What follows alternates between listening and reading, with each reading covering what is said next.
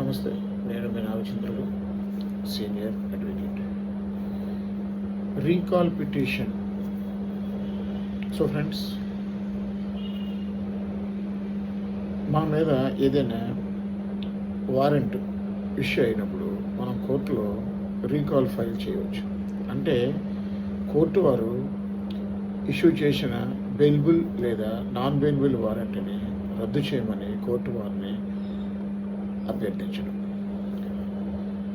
Police వాళ్ళు arrest చేసిన తర్వాత పోలీసులు అరెస్ట్ చేసే లోపు సరైన కారణంతో వారెంట్ రీకాల్ పిటిషన్ ఫైల్ చేస్తే మంచిది.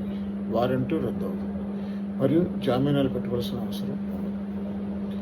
పోలీసు వారు అరెస్ట్ చేసిన తర్వాత రీకాల్ పిటిషన్ ఫైల్ చేస్తే నాన్ బెయిలబుల్ కేసులో వెంటనే బెయిల్ రావడం కష్టం మరియు బెయిలబుల్ అండ్ నాన్ బెయిలబుల్ కేసులో జామీనాలు పెట్టుకోవాలి.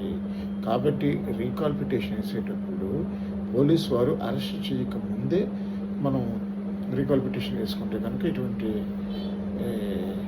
షూటీలు లేకుండా మనకి జడ్జి గారు సరైన కారణం చూపిస్తే ఖచ్చితంగా మళ్ళీ వారు రీకాల్ పిటిషన్లో ఆయన మన యొక్క రీకాల్ని ఓకే చేస్తారు.